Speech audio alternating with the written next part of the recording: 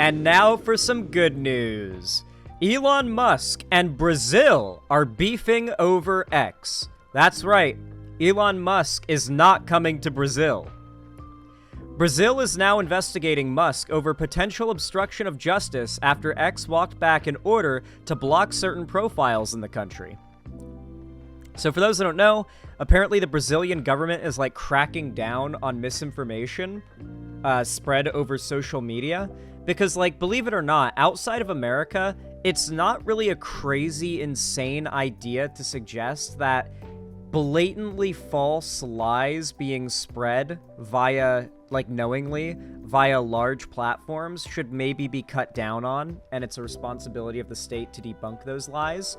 But in America, we see that, or even just respond to that idea with extreme hostility, because the idea of the government speaking on the opinion of people just expressing their First Amendment rights to Americans is somehow an infringement of your freedom of speech, despite the fact that what actually is an infringement of your freedom of speech is when the state cracks down on your First Amendment rights and doesn't let you say and express yourself as you please, assuming it does not harm anybody.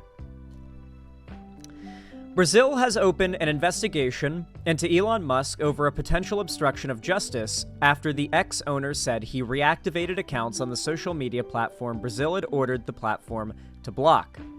The inquiry opened by Brazilian Supreme Court Justice Alexandra de Moraes on Sunday follows a string of heated interactions between Musk and the Brazilian government. On Saturday, X's global government affairs team announced that court decisions had forced the platform to block certain popular accounts in Brazil and would face daily fines of up to $20,000, according to the Associated Press, if it failed to comply. Quote, "We are prohibited from saying which court or judge issued the order or on what grounds," said the affairs team. Quote, "We believe that such orders are not in accordance with the Marco Civil da Internet or the Brazilian Federal Constitution, and we challenge the orders legally where possible." So, I don't know whether or not in Brazil this is like a legally valid thing, but I'm gonna take a wild guess and say this isn't some weird American culture war thing. Like, to be very clear, Elon Musk and his politics and his buying Twitter and doing what he's done is mostly only something relevant primarily to a certain set of nations that Elon Musk's policies are made to affect the political narratives of. Elon Musk doesn't know the politics of anything outside of America, Ukraine, Russia, Israel, and Palestine. Like, that is the limit of his politics. Like, that's all he cares about, and that's all the politics he's engaged in and involved in. He deals with, like, Western culture war politics and the occasional conspiracy theory about real-world foreign policy, right? And to be very clear, that's all the right can do. The right is at its best when talking about culture war nonsense. When the right has to talk about foreign policy or real, like, policy decisions and, like, bills and whatnot, they have to make it a conspiracy theory. No conservative has ever been able to build that much momentum off of just saying, look at this bill that we don't like. They have to make a conspiracy theory from it. A very good example is how Jordan Peterson built his career, off of making a conspiracy theory about Bill C-16 in Canada, which I believe to this day has not been used to, like, prosecute someone for misgendering, but any day now, guys, any day now. Barely an hour later, Musk said that he had lifted the restrictions in Brazil and has since instructed X users in Brazil to download a VPN in case the country blocks access to the platform. Musk also called for Justice de Moraes to, quote, resign or be impeached after claiming he was responsible for the order. So I guess Elon Musk buckled to the demands of his fans to sort of stand his ground, and now he's going to incur the $20,000 a day fine on Twitter. This is not a time where Twitter can be affording to lose more money. For those that don't know, advertisers have yet to stop leaving Twitter. There have been points in which the loss of advertisers has slowed down a bit, but it is back to being faster than ever. the loss of advertisers. Like, there's been another recent massive drop of advertisers from X. And so Elon's got to be getting desperate, right? Like, what's he going to do at this point? Elon brought in Mr. Beast. The whole goal was to get, like, Mr. Beast on Twitter and have him save it. But Mr. Beast isn't bringing any traffic to Twitter because the majority of his audience is on YouTube, and that's where they watch him. It's only Twitter people who are watching Mr. Beast stuff on Twitter, not non-Twitter people making Twitter accounts and coming to Twitter. It also doesn't help that Twitter's user base has dropped substantially since the start of the year. I think Twitter's lost like a quarter of its user base or something since the start of the year. It's something insane. Like, Twitter losing users. Oh wait, no, this is 3 weeks ago, yeah. Twitter will lose more than 32 million users worldwide by the end of 2024. 32 million. Yeah, Twitter is not in a good place right now. Elon Musk is absolutely bombing this platform to the ground, and now it's going to get banned in fucking Brazil. Either it's going to be around in Brazil with constant fees being incurred of 20,000 a day, or it's going to be blocked in Brazil. And even if people use VPNs, like, that's still going to cut off a lot of Twitter users. And Brazil is a large piece of Twitter's user base. Brazil is a massive country with a massive population, and many Twitter users are from Brazil. So this could literally lead to just a shitload of Twitter users not being able to use Twitter anymore because of the country they're in. It's unclear... Oh, sorry. Heading Brazil's top election court, Justice de Moraes has advocated for eliminating anti-democratic content posted online in the wake of far-right rioters attacking government buildings on January 8th last year. Yeah, for those that don't know, Brazil had its own January 6th, only it was on January 8th. Far-right militias tried to do a coup. Only there they have, like, appropriately responded, which is with, like, we are not going to have any tolerance for any coup talk anymore. The Brazilian judiciary said that disinformation is a singular threat to Latin America's largest country, having directed several crackdowns against hate speech, incitement, and fake news following the attack.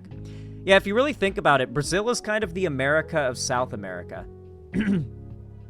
It's unclear if the order for X, the site formerly known as Twitter, to ban certain profiles is linked to supporters of former Brazilian President Jair Bolsonaro, or members of the far-right... I don't know how to pronounce his first name, I'm sorry. Members of the far-right movement involved with the January 8th riots. The platform has, however, become a hotbed for misinformation and other harmful rhetoric since being purchased by Musk back in 2022, with the European Union recently criticizing X for failing to effectively moderate false news around the Israel-Hamas war. The order and subsequent investigation into Musk comes as Brazil calls for urgent focus on social media regulation. Quote, "We cannot live in a society in which billionaires domiciled abroad have control of social networks and put themselves in a position to violate the rule of law, failing to comply with court orders and threatening our authorities." Brazil's Attorney General Jorge Messias posted to X on Saturday, seemingly targeting Musk, quote, "Social peace is non-negotiable." Hey, do you guys remember that one conservative account? I think his name's like Dom Lucre. The Breaker of Narratives is his subtitle on Twitter. He posted like some really fucking disgusting like child sexual abuse gore pornography on Twitter, and like used it in an argument to own a lefty. Just outright posted like violent child porn, from my understanding. I haven't seen it, obviously. I'm not ever going to see it, hopefully. But that's my understanding. Is it's not just child porn. It was like violent in nature. Like yeah, really extra disturbing. Like spicy evil, you know? Like not just evil, but spicy evil. And he posted it to, like, own a lefty in an argument, and the Twitter moderation team, completely understandably, and as they should have, banned him for breaking a very, very important rule on Twitter, one that I was under the impression even Elon Musk agreed with, which is that if you post anything that is outright illegal and against the law, even in America, then you'll be banned. Instead, however, the right lost their mind at him being banned because he's a very large, prolific conservative account on Twitter, and Elon Musk's response was to unban him within a day, personally, and to put out a tweet apologizing about him being banned and announcing that he would not incur any penalty or punishment for what he posted. He's a useful token. Yes, he is a black man as well. The right does tokenize the fuck out of him. He's like an insane far-right, like Nazi conspiracy theorist who's black. He's a blitler. The right loves their blitlers. They will put them at the forefront. Yeah, obviously. All this because he was cucked by a trans woman. All this because Elon Musk was cucked by a trans woman. While positioning himself as an ardent defender of free speech, Musk has said multiple times he'll follow the rule of law where required. In an interview with Don Lemon last month, we covered that, by the way, on my channel, Musk said that X has a responsibility to adhere to the law. Is that what happened with the Dom Lucre thing? Musk said that X... and would take down illegal content. Last April, Forbes reported that X has fully complied with over 80% of government censorship requests, compared to the roughly 50% that were accepted before Musk took ownership of the company. Well, that's because Elon Musk will censor anything the Russian government asks to be censored. So, apparently, as far as government-requested censorship, Elon Musk's Twitter has experienced 80%, has done 80% more government-requested censorship than it did before Elon Musk's acquisition. Or no, it was 80% of things the government requested would be censored as opposed to 50% before Elon. So even on a objective level, Elon Musk's Twitter has been less free speech. And that should be obvious in many ways. Like, one of my favorite examples is this image that you absolutely cannot fucking make up, dude. This is so good. Let me see if... Yep, here it is. Elon Musk tweeted this meme. If you support the side that censors free speech and facts, you are not woke or progressive. You're a tyrant. And then Verbub just replied, cis people. Visibility limited. This post may violate X's rules against hateful conduct. For those that don't know, Elon Musk gets super triggered when people call him cis, as in cisgender. And so cis is a slur on Twitter now. And if you say cis, you will get deboosted on Twitter and shadow banned. For those that don't know how the current Twitter system works, there is essentially a viral measure, a viral factor to how being shadow banned or suppressed and deboosted on Twitter works. When somebody is deboosted for any reason, such as tweeting the word cis people, they are deboosted. And if you interact with a deboosted account, you get deboosted. So if someone interacts with you, you then get deboosted. Now, the idea is that these undesirable accounts will just get deboosted into complete irrelevance until eventually those irrelevant accounts that need to be deboosted, will just kind of fizzle away into nothingness, and no one will be liking or engaging with them anymore, and people stop being deboosted because the people that would ever engage with them will have been shadow banned. And so and even right-wingers on Twitter admit this, one of the rules they follow is to never engage with an account that has been deboosted. So for example, if you've posted a tweet and you have any replies on it that are hidden, like you have to click on see more replies to see the replies, those are the deboosted followers that you have. Like, they'll just be nice replies too. They aren't blocked for any particular reason. They're just hidden, and you have to click on them to see them. And if you like, comment, retweet, or engage with those shadow banned hidden tweets on your posts at all, it will spread to you. And now, your tweets will not appear in anybody's timeline. They will not be able to see your replies without clicking show more tweets and scrolling for a while on their posts if you reply to them. You are basically now a non-existent Twitter user. My account is in this position, and so are several of my followers. There's several stages of being shadow banned on Twitter as well. So much so to the extent that you will see you have a bunch of replies on one of your tweets, and you'll click on that tweet, and you'll see that you have 10 replies, according to, like, the little speech bubble on Twitter, but only 5 replies show up. It's like, what? There's only 5 replies, and they don't have any replies. So there are 5, and this is just an example, so there are clearly 5 replies to your tweet that just don't even show up no matter what. You can't make them appear. You can't see them. They are invisible. Those are the truly shadow banned accounts, not just the ones that are deboosted and hidden. So essentially, Elon Musk starts it with, like, if you say cis, you get deboosted and you get your shit limited. You know, obviously here, you can see your visibility has been limited for saying cis people. Now, every account that interacts with Verbub will be deboosted and visibility limited, and every account that interacts with them will happen the same to them, and so on, until eventually that entire... Elon Musk is actively trying to kill off the left-wing side of the internet because he wants these conservative posters, like Libs of TikTok, to post things and for nobody to have any pushback. If someone tweets something going against a Libs of TikTok tweet, the most likes it should ever be able to get is like 10 in Elon's ideal Twitter. And so these are the measures he's taken. But the problem with this is he's essentially made Twitter unusable for progressives. I barely use it anymore because despite having a shitload of followers that if I reply to, say, a huge YouTuber's tweet, my followers will see my tweet reply and they'll start replying to my tweet reply at a normal rate, like before I got shadow banned. But if I just outright tweet, the tweet gets no engagement because I'm shadow banned. There are ways to get around it and see your normal level of engagement again, but under normal circumstances, you're just kind of fucked.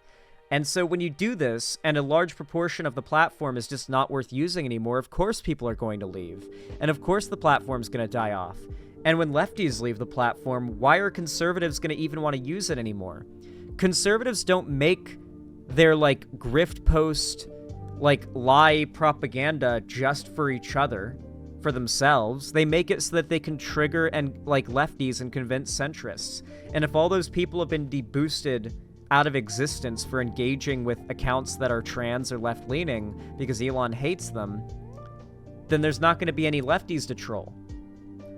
No centrists to like, radicalize and convince. At that point, all you're going to have, all the replies on every tweet at this point are just going to be pussy in bio, my pussy in bio, my pussy in bio. Who wants to use that site anymore? You know? Anyway, I'm curious to see what you guys think of this issue. How long do you guys think Twitter has left in it? Comment down below if you guys, you know, feel like saying. I'm curious to see how long you guys think Twitter's going to last for at this rate. And maybe consider leaving a like if you want to support my videos and my streams. It really does help a whole lot no matter when and how you're watching the stream. You can also subscribe during the bell icon so you can get all notifications when I go live or upload new videos. You can even donate, subscribe, or gift a sub to me on my website, xanderhall.com/live, to support me financially, as well as support me through YouTube, Twitch, Streamlabs, Stream Elements, and Patreon if you want to do it through some other means for some reason. And also, don't forget to join my fan Discord if you haven't already. It's a really fun spot. We love the fan Discord. It's really great. And, you know, we do watch parties, we do call-in streams, and all sorts of cool fan events in there. So join the community. It's a great time. Links all down below in the description.